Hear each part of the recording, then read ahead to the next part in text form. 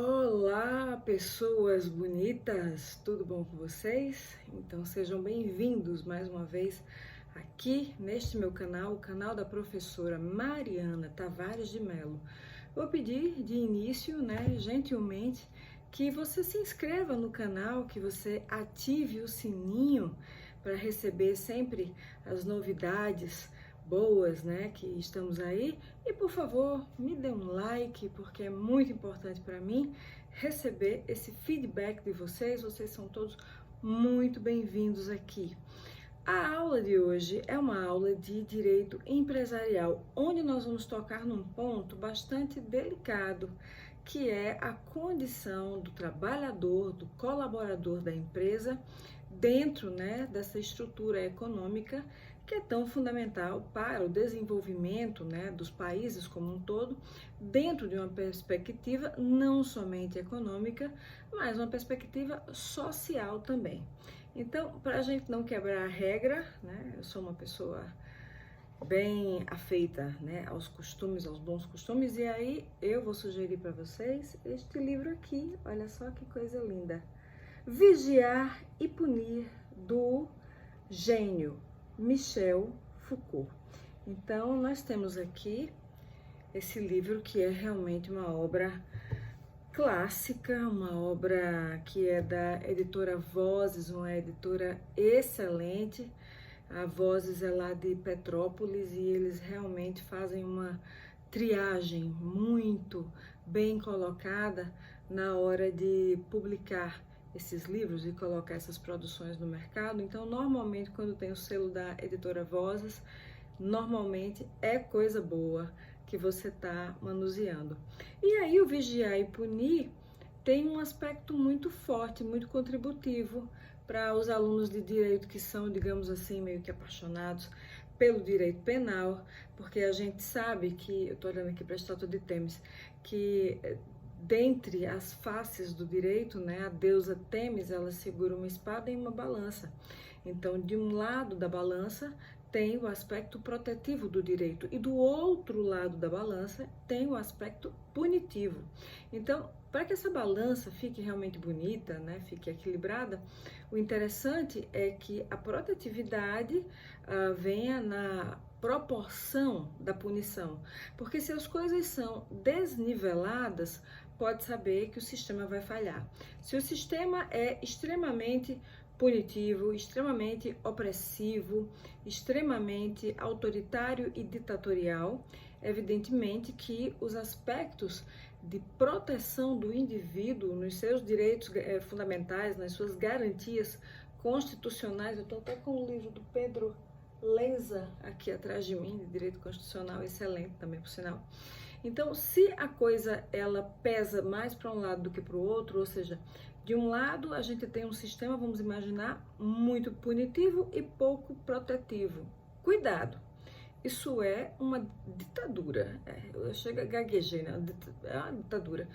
E assim, para você que talvez esteja me olhando atravessado, deixa eu lhe dar um conselho, um bom conselho, vai estudar mais. Vá ler a obra de Hélio Gaspari, para você saber que uma ditadura não pode ser e nunca foi uma coisa boa.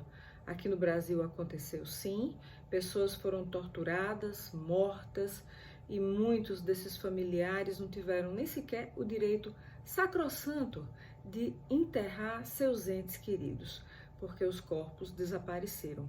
Então, quando eu vejo algumas criaturas, que realmente padecem, eu acredito, de algum tipo grave de doença mental, indo para a rua com caixão, fazendo meme, chacoteando as pessoas que estão morrendo por conta do Covid-19 e pedindo a volta da ditadura, eu digo a vocês, eu não consigo nem sentir pena dessas pessoas. Pena ainda é um sentimento, não é um sentimento bom não, mas ainda é um sentimento. Eu sinto desprezo mesmo, tá? Então, para que ninguém se torne um ser desprezível, para que todo mundo possa evoluir da melhor maneira possível, vamos pensar. E aí, esse livro aqui, vou mostrar mais uma vez, do Michel Foucault, Vigiar e Punir, ele discute muito bem essas questões, né? A partir de um olhar social, onde o direito tem que ter uma punição que seja realmente eficaz, porque caso contrário, o Estado vira um caos completo e as pessoas já não têm mais segurança pública para nada. Mas, por outro lado, também, um Estado que pune demais e não protege o trabalhador, o cidadão, de maneira alguma, é um Estado desumano, é um Estado que realmente não está sendo honesto dentro do pacto social. Então, nós vamos falar sobre uma categoria social que tem a minha preferência, o meu bem-querer, o meu carinho e respeito máximo, que são os trabalhadores. Queridos, os trabalhadores, eles são classificados como os colaboradores da empresa, né? Se estiverem anotando aí, que nem Luana me mostrou hoje, acompanhando minha aula e anotando muito bem, né? Luana é minha aluna da UEPB, né? Mas fica a dica para todos vocês, né? Que são muito bem-vindos aqui.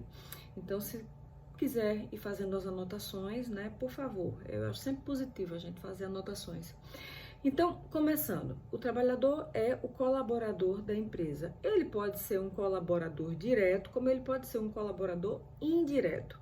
Mas a verdade é que se tem gente trabalhando para uma determinada empresa, então precisamos observar a licitude dessa relação, precisamos observar o quão equilibrada é essa relação, afinal de contas não se pode exigir de um trabalhador um trabalho horrendo, absurdo, sem que haja toda uma provisão de equipamentos de segurança, né, os chamados EPIs, sem que haja toda uma remuneração que justifique certos trabalhos, que são trabalhos realmente muito difíceis, né, muito desafiadores, e por aí vai. Eu sou uma defensora ferrenha do trabalhador, até mesmo porque eu sou uma trabalhadora também, né? Comecei a trabalhar muito jovem na minha vida, pasme, como modelo fotográfico. Mas o meu querido pai, de origem libanesa, né, um homem, enfim, de opiniões fortes, né, disse que a beleza é uma coisa efêmera e que eu tinha que estudar e escrever livros que ficassem em pé. Isso sim, valeria alguma notoriedade. E aí, então, fui estudar Direito e aqui estou eu, né, muito feliz da vida pela escolha que fiz. Muito bem, então, gente, falando dessa questão dos colaboradores da empresa, eu que trabalho há muitos anos, começo dizendo a vocês que essa categoria, né, essa grande categoria de trabalhadores, colaboradores, ela deve ser dividida. Então, eu vou começar ditando um conceito inicial. O que é colaborador da empresa? Então, anotem aí. É toda e qualquer pessoa que provê serviços e trabalhos que são úteis para a dinâmica empresarial dentro do seu expansionismo mercadológico, tá certo? Muito bem, com isso a gente vai fazer uma divisão necessária. Então nós vamos começar aqui, né, na letra A, com número 1, conceitos, né? Número 2, divisão, né? 2.A, letra A. Colaboradores diretos e internos da empresa. O colaborador direto e interno da empresa, ele é aquele vendedor, aquela pessoa que está ali na caixa registradora, né? Passando ali os códigos de barras, os preços, etc.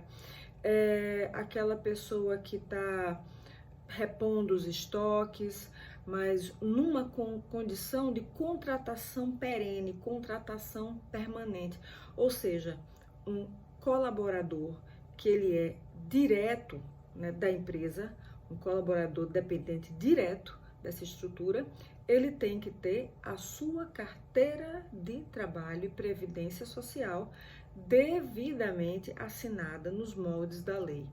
Eu critico muito a reforma trabalhista, tal como ela foi feita. Realmente, o que nós temos visto aí é uma supressão dos cargos de trabalho, O que nós temos visto aí, independentemente do Covid, o Covid-19 veio para agravar a situação, mas a economia do país já andava ruim há bastante tempo. E, consequentemente, né, o desemprego é uma realidade, é uma consequência, é um impacto que, com a flexibilização das leis trabalhistas, esse desemprego só se tornou pior. Bom, aumenta-se o desemprego, aumenta-se a marginalidade e todas as demais formas de desequilíbrios socioeconômicos que de coração a gente não pode desejar isso para absolutamente ninguém. Porque se uma sociedade ela funciona bem, ela traz equilíbrio para todos, evidentemente que essa sociedade vai ser uma sociedade muito mais justa. Gente, eu tenho mania de queimar incensos aqui. Me desculpem. Mas eu vou começar a colocar fora do meu gabinete o incenso, que esse incenso, à base de massala, é forte, muito forte, mas muito cheiroso, muito gostoso. Tô queimando aqui um incenso hoje de arruda, né, pra, enfim, limpar o astral. Bom, então voltando ao nosso assunto, como é que a gente pode, então, ver uma certa hierarquia dentro dessa categoria dos colaboradores dependentes internos? Bom, tem o vendedor, tem o caixa, mas tem o gerente, não é verdade? O gerente tem uma posição de comando, de responsabilidades. Você quer a prova disso? Quando você compra uma coisa numa loja e por qualquer razão aquela compra dá errada, você vai lá reclamar, etc. O vendedor diz, olha, me desculpa, eu não posso resolver isso, e o dono não está aqui no momento. O que é que você faz na sequência? Chame o gerente, por favor, não é assim? Porque o gerente, ele tem uma espécie de outorga de poderes da parte do dono da empresa para justamente representá-lo e resolver problemas na ausência dele. Então, o gerente tem uma hierarquia, o gerente vai ganhar uma gratificação. Em compensação, ele poderá ser solicitado a qualquer momento do final de semana, porque o cargo impõe isso, e daí em diante.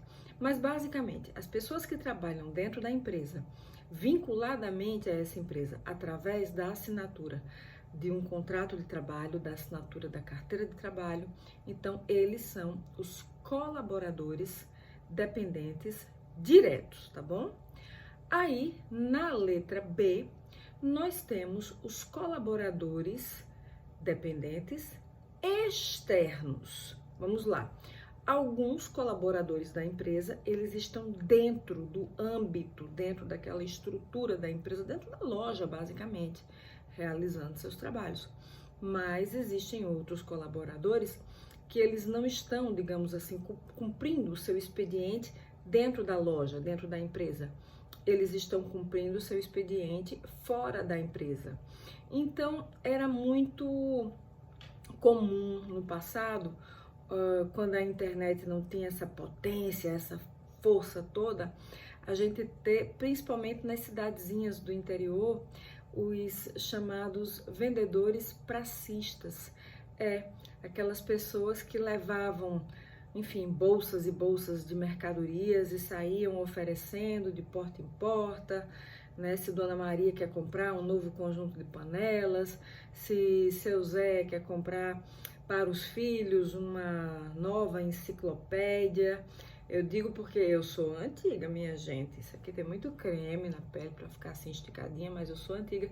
E eu sou de uma época que era assim, se a gente se comportasse bem, no final do ano, na condição de um grande presente, os nossos pais comprariam uma enciclopédia Larousse, uma enciclopédia Universal, enciclopédia Barça. Eram as super enciclopédias que tinham de um tudo e mais um pouco. E você ter uma coleção dessas em casa, primeiro que era muito caro, depois que era uma coisa assim, de uma utilidade imensa. Então imagina, você não tem Google para pesquisar, você vai pesquisar numa biblioteca. Então se você tem a sorte, né, tal como eu tenho a sorte de ter pais que amam os livros, e meus pais, beijo pai, beijo mãe, amo demais vocês. E esses pais transferiram pra gente esse amor pelos livros. Gente, isso é uma bênção, porque só o conhecimento salva. Eu sempre digo que a ignorância é a visão do inferno. É a visão do inferno, sim, porque tem muita gente que nunca se propôs a ler um cientista da mais alta qualidade e seriedade, tal como é o Michel Foucault, para ficar citando gente vigarista que sequer tem um curso superior, né, mas fica aí falando besteiras, falando mal dos outros filósofos e falando de coisas que ele sequer entende. Eu não vou mencionar nomes não, porque eu não sou porta de cinema para dar cartaz para qualquer coisa. Muito bem, mas fica aqui a dica de leitura. Então, os colaboradores que são dependentes e externos, eles têm essa missão de levar as mercadorias da empresa para outras localidades que não têm tantos acessos quanto uma capital, e dessa maneira eles se tornam vendedores, porém vendedores externos. Ainda assim, há toda uma obrigatoriedade da empresa assinar a carteira de trabalho. Por quê? Se um trabalhador trabalha para você pelo menos 4 dias por semana, ele passa mais tempo da semana trabalhando para você do que para qualquer outra coisa. Então, há um vínculo de emprego, sim, não é só uma relação de trabalho, mas há um vínculo empregatício. E, evidentemente, é melhor que você, patrão, patroa, trate logo de legalizar essa situação dentro de todos os aspectos e ditames que a legislação estabelece. Muito bem. Então, fora, né, os colaboradores dependentes internos e os colaboradores dependentes externos, nós temos aqui na letra C os colaboradores independentes externos. Como assim, professora? Pessoal, nesse caso nós estamos falando dos prestadores de serviços. E como, enfim, a moda, né, terceirizar ao máximo as atividades, e existem aí várias empresas, né, que trabalham com a terceirização de mão de obra para serviços. Eu digo a você, muitos locais de atividade comercial têm se eximido da responsabilidade de contratar uma faxineira, de contratar em caráter realmente permanente um vigia, de contratar aquela senhora que fica ali na copa servindo cafezinho e lá vai. Então, muitas vezes essas pessoas, elas são terceirizadas. A terceirização, ela funciona de uma maneira assim bem precarizadora das relações trabalhistas, a verdade é essa. Mas eu vou entrar nessa questão daqui a pouquinho. Falando da letra C, que são os colaboradores independentes externos, são aqueles que fazem parcerias com grandes empresas. Vamos imaginar aqui, tá, que há uma determinada empresa que está precisando contratar os serviços de um escritório de contabilidade, de uma banca de advogados e de uma agência de publicidade. Olha só. Então, essas pessoas, elas têm as suas atividades laborais e elas têm toda uma lista de clientes. Então, na realidade, há uma colaboração, há uma contraprestação, o dinheiro está envolvido, eu tenho que remunerar aqueles a quem eu contrato, mas na realidade o que não temos aí é um vínculo empregatício, porque o que nós temos é uma prestação de serviços que pode ser feito por uma pessoa, assim, independentemente. Vamos imaginar que um ar-condicionado numa empresa deu problema, então você chama o técnico para fazer um reparo. Um encanamento deu uma bronca, você chama o encanador para fazer o conserto daquilo. Então, tudo isso são serviços esporádicos. Há uma relação de trabalho, mas não há uma relação de emprego. Mas havendo, claro, uma relação de trabalho, é óbvio que tem que se pagar a pessoa que realizou aquela atividade. E no caso das bancas de advogados, dos escritórios de contabilidade, das agências de publicidade, então se estabelece um contrato de empresa para empresa, sim.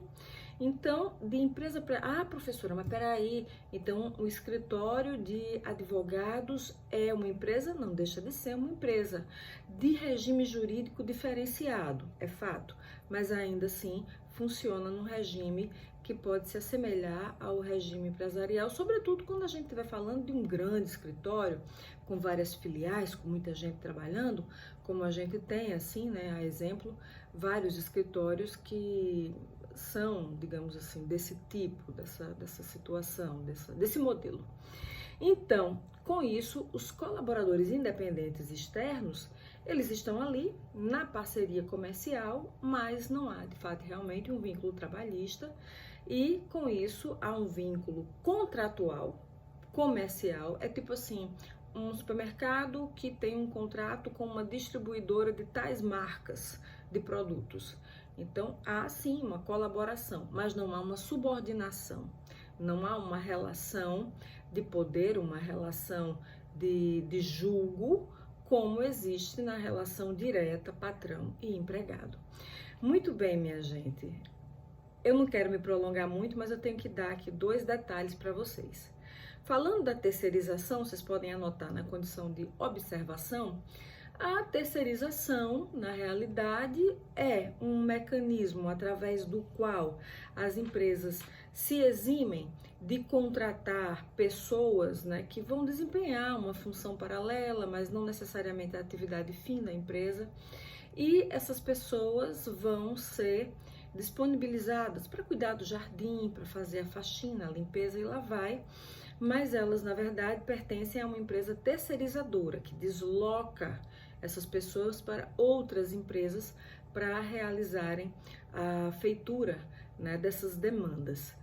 Como eu já disse, a terceirização não cria nenhum único posto novo de trabalho no mercado.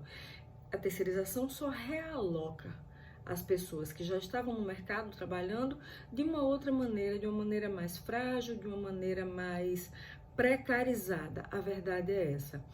Como nós temos dentro do ambiente da justiça trabalhista excelentes juízes e juízas que têm uma visão social muito correta, o que tem acontecido quando um empregado nessas condições, o empregado no caso da terceirizadora, ele está na empresa para a qual ele foi terceirizado e ele sofre uma queda, ele quebra uma perna, ele sofre, enfim, um acidente de trabalho. Primeiramente, a empresa terceirizadora vai ter que arcar com tudo que for necessário para a recuperação daquele trabalhador. E se essa empresa, se ela por um acaso se eximir do seu dever, não só legal, mas o seu dever moral, então a empresa tomadora dos serviços, ou seja, aquela que fez o contrato de terceirização, onde o trabalhador estava lá e levou um escorregão e quebrou a perna, aí sim ela vai ter que arcar subsidiariamente com as responsabilidades acerca de todo o tratamento médico e de recuperação daquele trabalhador que se acidentou ali, né, servindo aquela empresa, servindo aos clientes da empresa para oferecer o melhor, digamos assim. Então, outra questão muito séria é a questão do trabalho dos informais, né? Então, os informais, eles estão aí no mercado. Nós temos também os microempreendedores individuais, que é aquele cidadão que tem, sei lá, uma barraquinha para vender lanches. Então, ele não pode se dizer um empresário, ele é um microempreendedor que está, vamos imaginar, devidamente cadastrado no site do governo, e ele vai dar uma contribuição pequena, mas vai ter o mínimo de renda básica necessária de amparo social em momentos de necessidade, em momentos nevrálgicos de crise, por aí vai. E dessa forma a gente tem, né, assim, uma multidão muito grande, infelizmente, de gente desempregada. E falando, né, de filósofos de verdade, aqueles que são sérios e merecem leituras, considerações e respeito, algumas teorias de Karl Marx estão certas, sim. E o Covid-19 veio para provar isso. Primeira, a empresa se movimenta por conta própria. Isso é mentira. A empresa precisa do trabalhador. Porque no sistema econômico, o trabalhador é a força motriz que faz com que as catracas da engrenagem, de cada engrenagem da empresa, funcionem em prol da produção. E por isso mesmo que nenhum trabalho pode deixar de ser remunerado.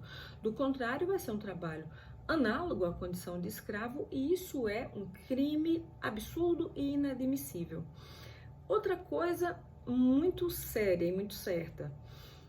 Gente, essa história da gente ter 98% das riquezas concentradas na mão de um percentual de pessoas que não vai muito além de 1 a 2%. Isso é de uma discrepância fora do comum, porque quem está produzindo a riqueza não está usufruindo dela. Então as coisas precisam ser muito mais equilibradas, e o capitalismo selvagem está provando aí, para quem quiser ver, para quem tiver, enfim, o mínimo de sensibilidade para observar, que é um sistema que está ruindo, é um sistema que já não mais satisfaz, é um sistema que já não mais traz as respostas necessárias. Então, diante disso, é preciso haver toda uma repactuação, toda uma releitura da questão e uma valorização, é claro, do trabalhador. Essa história da mais-valia, essa história da exploração desenfreada daqueles que possuem os meios de produção, é uma coisa muito injusta, é uma coisa muito desequilibrada, e isso não pode perdurar, não pode permanecer assim, porque nenhuma sociedade que se preza dentro de um aspecto realmente assim progressista pode admitir uma coisa dessas. E outra coisa também que a gente está aprendendo é que esse consumo louco, desenfreado, que tem impactos ambientalistas, enfim, terríveis, também precisa ser reformulado a partir do momento em que o nosso planeta já não aguenta mais tantos impactos em nome do consumo, da produção, e lá vai.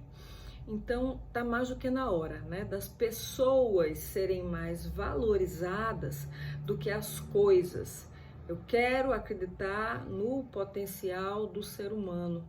Eu quero imaginar que o ser humano é algo muito maior e muito melhor do que certas figuras que estavam na Avenida Paulista uns dias atrás, né, pulando com o caixão, zombando de quem perdeu pessoas recentemente, né, para essa grande ameaça que está aí, que é o Covid-19. Eu quero imaginar que a humanidade não precisa chafurdar numa lama tão suja e tão baixa. A humanidade pode e deve se aprimorar. Dentro desse aspecto que estamos aqui, dentro de um aspecto de evolução, e que essa evolução venha para mim, para você, para os seus, através do conhecimento, através dos estudos, através do exercício da empatia, de entender que se você hoje está trabalhando numa condição difícil, através do conhecimento você pode furar o cerco, você pode romper as barreiras e superar muita coisa para a sua felicidade, para o seu sucesso e para a sua vitória. E quando você chegar lá na frente, lá no topo do sucesso, se lembre dos perrengues que você passou. Tenha orgulho de ter superado tudo isso, porque você estudou, porque você perseverou. E dentro da condição do trabalho, tudo é mais do que digno, é digníssimo. Trabalho honesto, trabalho limpo, trabalho decente, aquele trabalho que a gente realmente assim coloca a mão no peito e pode ter orgulho, porque é uma coisa feita com base na produção, é uma coisa com a qual todo mundo ganha. Ninguém está aqui em esquemas de rachadinha, ninguém está aqui usurpando dinheiro público, né? Ninguém está aqui plantando um esquema de laranjais, não. A gente está aqui pensando em construir realmente um futuro calcado no labor. E o labor é um direito fundamental, porque sem o trabalho não vai haver nenhum tipo de prosperidade na economia. E sem a prosperidade na economia, não vai haver desenvolvimento social. Uma coisa está necessariamente entrelaçada com a outra, não há como a gente dissociar. E diante disso, minha gente, desde já eu agradeço muito a companhia de cada um de vocês e continuem acompanhando aqui o canal. É sempre um prazer estar com vocês, dialogando com vocês. Quem quiser me seguir no Instagram é @marianatmelo e deixa aqui seu comentário, sua sugestão, tá certo? Estaremos juntos novamente logo mais. Besitos.